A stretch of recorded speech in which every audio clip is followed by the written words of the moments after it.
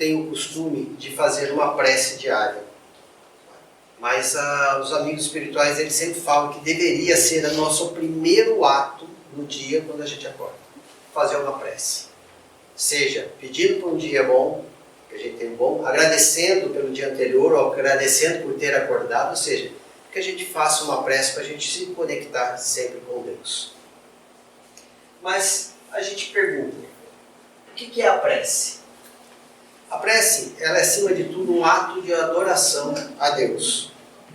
Quando nós oramos a Deus, nós pensamos nele. Nós nos aproximamos de Deus. E nós nos colocamos em comunicação com Ele. Isso é que a prece normalmente faz conosco. Nos coloca em ligação direta com Deus. E 3 coisas a gente pode fazer quando a gente faz uma oração. Primeiro, adorar. Adorar a Deus é uma das coisas. A segunda, agradecer. E a terceira, que é aquela que a gente mais faz, pedir. Então nós podemos adorar a Deus, agradecer ou pedir alguma coisa. Adorar é a que a gente menos costuma fazer. Mas a adoração não é ficar falando, ó Senhor, como o Senhor é grande, ó como o Senhor é poderoso. Não precisa de tudo isso. Quando você olha para a natureza e você fala, nossa, como a natureza é perfeita, esse é um tipo de adoração. Isso já é suficiente. A gente não precisa ficar bajulando Deus. Deus não precisa desse tipo de coisa. Nós gostamos, mas Deus não se importa com esse tipo de coisa. Uma coisa que é bem interessante, a prece não é um movimento mecânico dos lábios. Ou seja, não adianta eu ficar blá, blá, blá, blá. Não é isso que tem a importância na prece. Também não é disco de fácil repetição no aparelho da mente, ou seja, eu ficar em silêncio orando, orando, orando, como se fosse aquele mantra que fica o tempo todo girando na minha cabeça, sem sentido nenhum, apenas repetição de palavras. A oração, ela é vibração, ela é energia e ela possui poder de fazer grandes coisas em nosso favor ou em favor dos outros quando oramos para os outros. Inclusive, a prece apenas dos lábios, ela é uma fórmula sem nenhum tipo de sentido se nessa prece a gente não coloca o sentimento. Uma coisa que é muito interessante, eu já ouvi falar no passado, que antigamente tinha missa em latim. Isso nem até muito tempo, em 1950, se não me engano, ainda tinha missa em latim. E tem gente que falava, latim é que era bom. A oração em latim é que realmente tem força. Como se a gente fizesse um abracadabra. Não é? Como se as palavras é que dessem força. Não importa o que você está falando. Importa o sentimento que você coloca. A intenção que você coloca na tua oração. Da mesma coisa, então, de que adianta eu fazer uma oração em uma língua que eu não conheço, como por exemplo no latim, né? A gente sempre fala de latim, porque essa é a língua lá dos primeiros papas lá de trás. De que adianta eu falar, né, de fazer uma oração em latim se eu não sei daquilo que está sendo falado? Cai naquilo que eu falei, apenas estou repetindo palavras, achando que ela tem algum sentido, que ela tem algum poder. Só que na verdade o que tem realmente poder é o que ela faz eu movimentar em sentimento e pensamento. Então não adianta eu ficar falando em uma oração, não adianta eu pegar, por exemplo, a oração de Cáritas, que é muito linda, é grandona, mas é muito linda, ou a Salve Rainha, que também é uma oração muito bonita, mas também é bastante grande, se eu não coloco meu sentimento naquilo, se eu não coloco a minha intenção naquilo que eu estou pensando, naquilo que eu estou falando. Eu simplesmente vou estar que nem papagaio, repetindo algumas palavras, porque alguém falou que é interessante, mas sinceramente, qual valor isso tem? Não é? É a mesma coisa que as pessoas, né? Tinha uma senhora que ela andava na rua, né, orando, rezando o terço. Então ela ia andando, fazendo a caminhada dela e orando o terço. E cumprimenta um, cumprimenta o outro. Depois eu passo aí. Ou seja, que tipo de pensamento ela está tendo? Isso é só, se ela falasse em voz alta, era apenas uma repetição de palavras. Se ela pensava mentalmente, o pensamento dela não era fixo, ele ficava saltando de um lugar para o outro. Numa preleção, eu já falei outro dia, eu falei a respeito de uma preleção, que é o seguinte, Nós temos um pensamento contínuo, nós não paramos de pensar, né? Mas nosso pensamento é inconstante. Nosso pensamento começa em algum assunto, se a gente fica pensando, dali a pouco a gente fala, como que eu cheguei nesse outro assunto? Não é? Estamos falando aqui de prece. De prece, a gente lembra do quê? Lembra do Pai Nosso. Do Pai Nosso, a gente lembra da Missa do Galo. Da Missa do Galo, a gente lembra do Natal. Do Natal, a gente lembra do pernil que a gente tem que comprar e eu não comprei a coisa para fazer o almoço amanhã. Olha como o pensamento da gente é. Desencadeia uma coisa em cima da outra. Então, a oração principal é a gente saber o que está fazendo, se concentrar e colocar ali todo o nosso sentimento. Então, a prece dos lábios era uma fórmula vã. Não adianta eu ficar só blá blá blá, Ave Maria, Pai Nosso, Ave Maria, Pai Nosso, se apenas daqui para fora eu não coloco o sentimento. É necessário o sentimento para realmente movimentar as energias que existem em nós e em nosso redor. Se a gente não coloca o sentimento, a gente não movimenta essas energias, a gente não consegue recolher tudo aquilo que a gente está precisando. A prece, ela é uma invocação, e em certos casos, uma evocação, pela qual a gente chama este ou aquele espírito para que nos auxilie em determinada necessidade. A diferença entre invocação e evocação é que invocação é você pedir ajuda a alguém. Evocação é chamar a presença de alguém. Não é? Então, né, no Kardec, nos estudos do Kardec, nos experimentos que ele fazia, ele evocava. Ou seja, eu quero que tal espírito venha aqui para responder umas perguntas para nós. Ele fazia isso. Nós não fazemos aqui, tá? Os espíritos já vêm por conta deles mesmo. Né? Então ele chamava determinado espírito que ele queria explicação daquele espírito a respeito de alguma coisa. Então isso é evocar. Invocar é aquilo que a gente faz todo dia quando a gente ora. Seja orando a Deus, seja orando a Jesus, seja orando para Nossa Senhora, né? Para Maria, Mãe de Jesus, seja a gente orando para São Tomé, São Bernardo, São Caetano, né? Santo André, todos aqueles santos da Grande São Paulo, não tem importância. Né? Não importa qual santo a gente é, às vezes a gente tem, mesmo a gente frequentando o centro espírita, a gente tem uma devoção para determinado santo. Não tem problema nenhum, gente. O importante é a gente acreditar, a fé que a gente tem em determinada coisa. No livro Entre a Terra e o Céu, do André Luiz, ele fala de uma coisa que é muito interessante. Ele fala a respeito da prece refratada. Essa prece é quando nós oramos para alguém e essa pessoa não tem condição de atender a nossa rogativa. Não tem condição nem mesmo de perceber a nossa oração. Isso normalmente acontece quando nós oramos para familiares nossos. Seria como se eu orasse para minha mãe, né, que já partiu. E, de repente, minha mãe não tem condição de me ajudar. De repente, ela está precisando de ajuda do outro lado. Não é? De repente, ela até tem vontade de ajudar, mas ela não tem as condições necessárias para poder ajudar. Então, o que acontece? Ela não tem como atender. Então, o que acontece? Essa oração ela não fica perdida. Ela é recolhida por alguém, ela é atendida por aqueles que estão mais próximos de nós.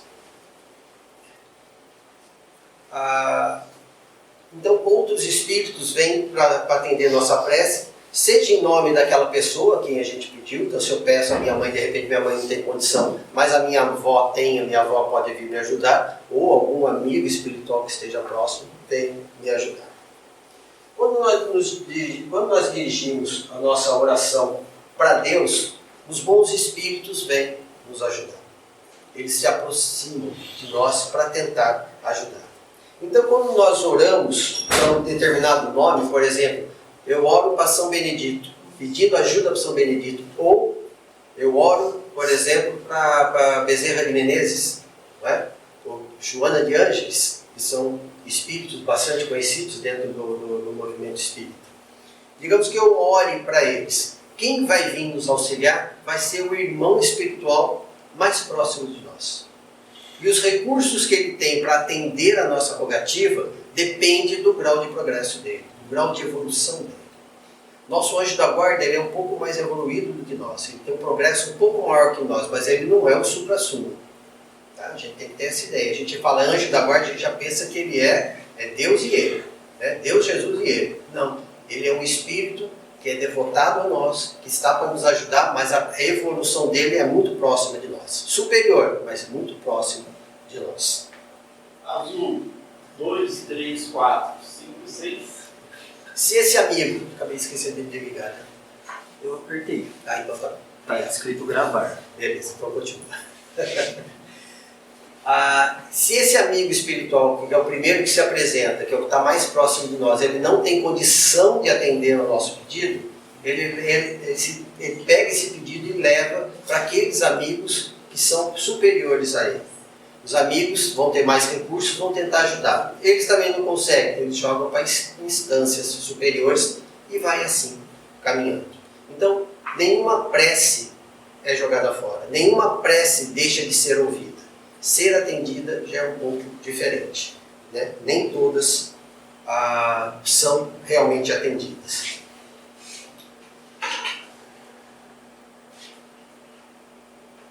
Em cada etapa, em cada um desses patamares que eu estava falando, 3 fatores sempre são analisados quando a gente faz uma prece, quando a gente faz uma oração. Primeiro, o esforço daquele que está orando no caminho do bem, em praticar o bem. O quanto que ele se esforça.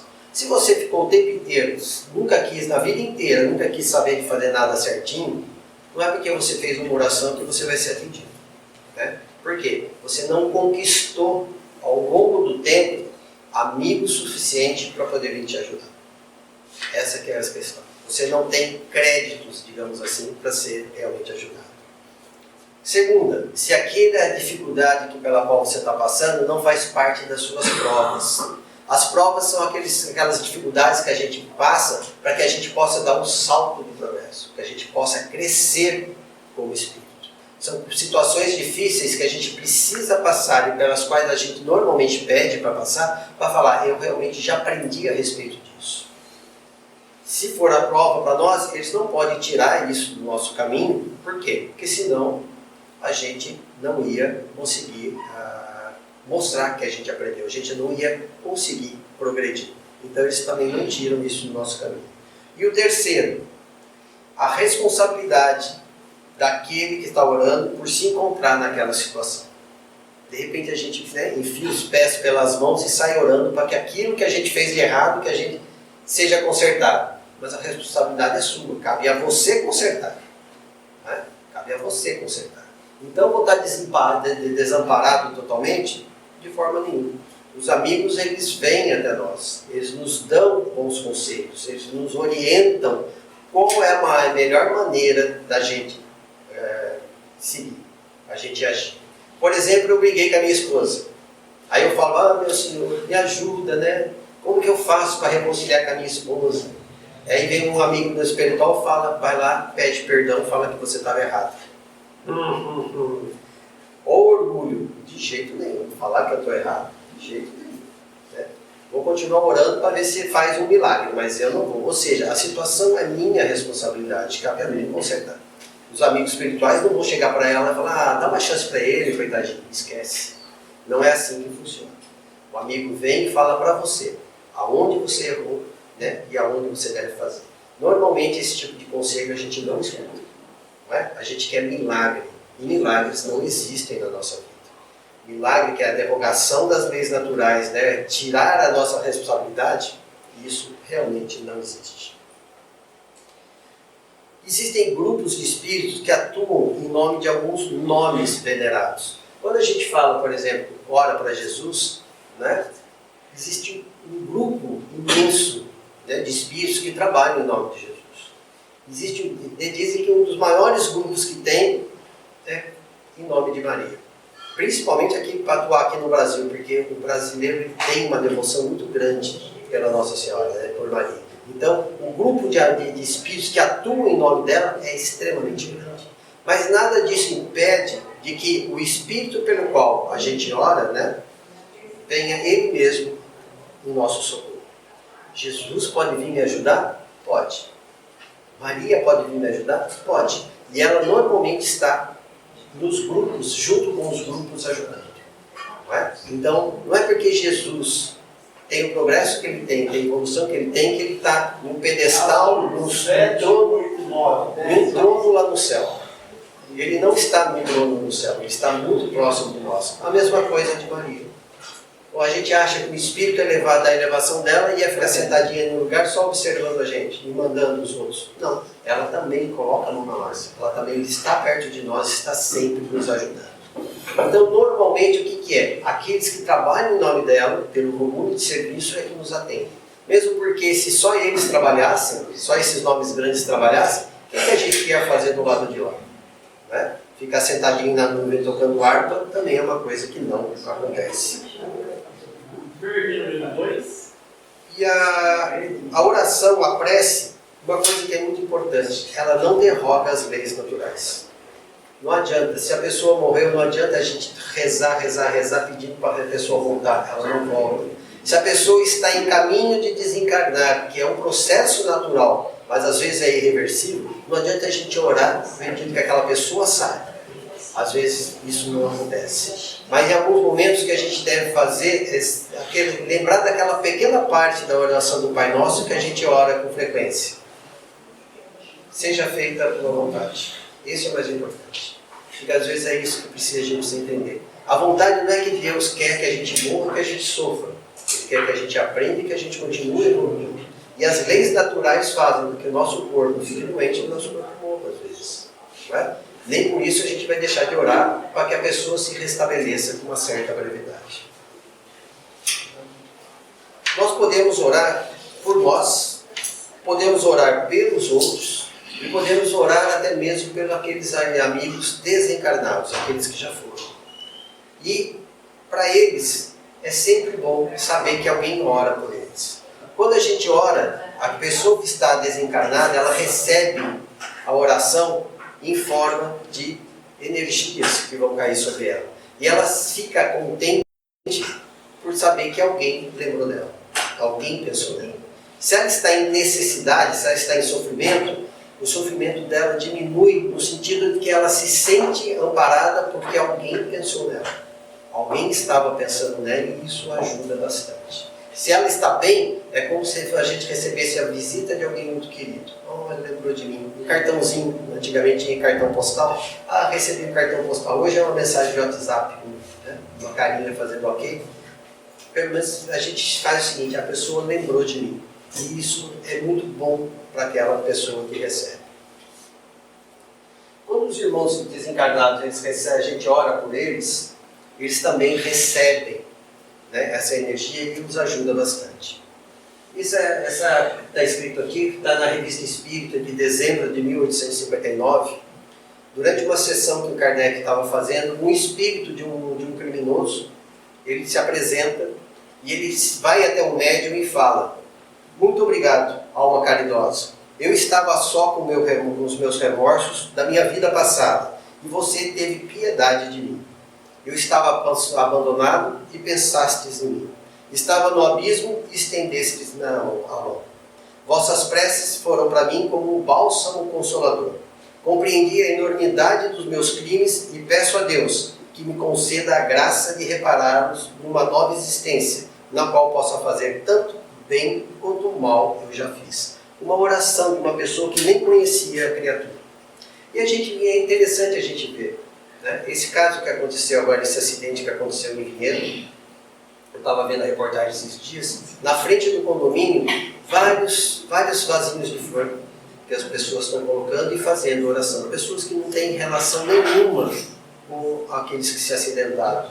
Alguns nem moram 13, 14, 15, 16? Nem moram naquele condomínio. Mas mesmo assim, muitas pessoas se colocam à disposição para orar em favor daquelas pessoas. E toda oração, ela chega até a pessoa que a gente vive. Então, é uma boa prática a gente orar em favor dos outros. Né? Aquelas pessoas do acidente, com certeza, nesse período, eles ainda estão, como é muito recente, elas ainda estão naquela confusão do desencarne, ainda mais do jeito que for. Então, elas recebem, então, essa energia como se fosse um calmante. Elas se acalmam, os pensamentos delas se tornam um pouquinho mais tranquilos. E essa passagem se torna menos traumática para eles. Uma coisa que é importante, a prece, ela não possui credo. O sentimento com o qual nós a revestimos dirige as energias de reconforto. Então, se eu posso orar por uma pessoa de uma outra religião? Posso. Ah, mas eu vou orar como espírita ora. Será que vai funcionar para aquela pessoa? Sim, porque o que vai fazer é a minha oração, do meu jeito, movimenta as energias, e essas energias elas não têm credo. Elas não são espíritas, não são católicas, não são crentes, não são budistas. É uma energia boa e vai até a pessoa e a pessoa sente isso. Então podemos orar para qualquer pessoa. O que a gente não deve fazer é obrigar a outra pessoa que não é da nossa religião a orar como a gente ora, né? Não, a gente tem que respeitar isso. Mas eu orar em favor de outra pessoa, um amigo meu está doente. Só que esse meu amigo, ele é evangélico. Eu vou ter que orar como o evangélico ora? Não. Eu oro como eu oro e mando essas energias em direção a ele. Uma coisa que a gente sempre tem que ter em mente: as más paixões, como raiva, ódio, rancor, inveja, desprezo, são empecilho para que a nossa oração alcance o destino que nós desejamos para ela. São empecilhos para que a nossa oração seja atendida. Por isso que Jesus recomendou essa passagem que está em Mateus, né? Antes de fazer a sua oferenda, ou seja, antes de orar diante de Deus, se tens algo contra teu irmão, vá e se acerte com ele, para que a sua oração suba aos céus sem nenhum tipo de mácula. Ou seja, não adianta eu querer ir orar para Deus se eu estou com raiva da minha esposa, né? Se eu estou com raiva do meu filho, se eu estou com raiva do meu vizinho. Se isso está por dentro, está fervilhando por dentro, eu tenho que primeiro cuidar disso, para que depois o meu pensamento, a minha oração tenha realmente direcionamento e qualidade para poder chegar àquilo aonde eu quero que ela chegue, conseguir aquilo que eu quero que ela consiga. E toda oração é importante porque a prece ela vai criando uma barreira contra as energias negativas em torno de nós ou em torno da nossa casa. Como eu falei semana passada a respeito do Evangelho no Lar. Quando nós oramos frequentemente, nós vamos criando essas barreiras magnéticas que impedem que energias negativas entrem. Mas a gente tem que conservar aquilo que a gente fez com a oração. É como se a gente construísse uma casa. Dá trabalho construir uma casa, né? Tijolo por tijolo, cimento, reboco. Depois que a gente constrói a casa, coloca o telhado e gente entra dentro, o que a gente precisa fazer? Apenas conservar. Então, a criar essa proteção em torno do nosso lar é trabalhoso. Às vezes seria bom até a gente fazer o Evangelho no Lar todos os dias durante o período. E depois a gente vai espaçando. A cada uma vez por semana apenas para manter. Ou seja, dou uma pintadinha aqui, tiro uma trenquinha ali, então eu vou reforçando aquilo que eu fiz. Mas a construção, ela precisa realmente de bastante empenho no começo. Uma coisa que muitas pessoas perguntam é: por que eu tenho que orar se Deus sabe tudo que eu preciso? Por que Ele não manda para mim tudo aquilo que eu preciso? Não é? É um pensamento lógico isso. Deus já dá para nós todo o manancial de energia que a gente precisa. Está à nossa disposição. A gente só precisa ir lá e pegar. A gente está com preguiça até de ir lá e pegar. A gente acha que a gente tem que deitar no chão, abrir a boca e o alimento que a gente precisa vai cair dentro da nossa boca. Não é assim que funciona.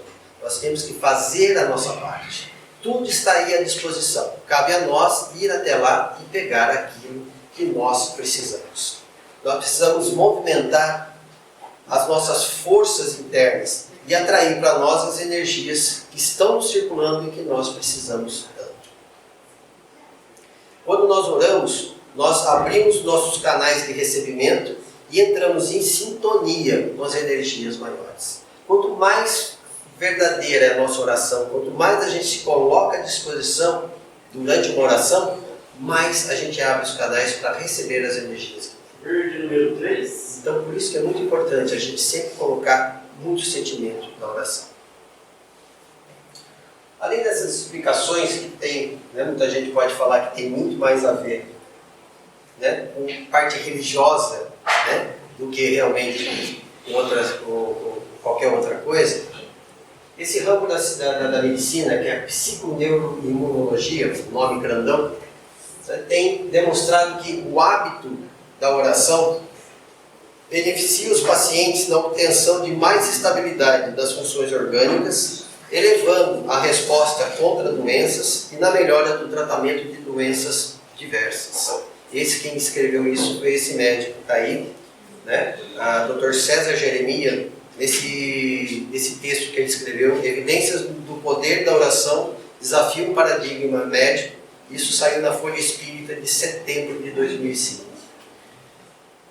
Uma coisa que é bom e bem interessante a gente saber é o seguinte: às vezes a gente lendo isso dá a impressão que o quê? A oração é um placebo, ou seja, é uma coisa que não tem realmente uma atividade verdadeira, mas a nossa mente acaba usando isso.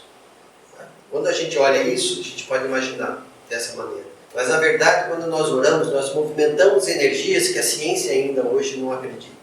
E nós conseguimos que essas energias atuem em nosso favor. Mas o principal, ela não desfaz aquilo que já existe. Ela não muda, não tira, não afasta de nós todos os nossos problemas. Mas ao orar, nós conseguimos o quê? Captar as energias necessárias para ter um pouco de calma, pensamento mais tranquilo e conseguimos nos melhorarmos ao longo do tempo. Saber, né, nós recebemos a munição suficiente para que a gente não coloque, para que a gente consiga levar adiante a nossa vida com mais tranquilidade, com mais equilíbrio.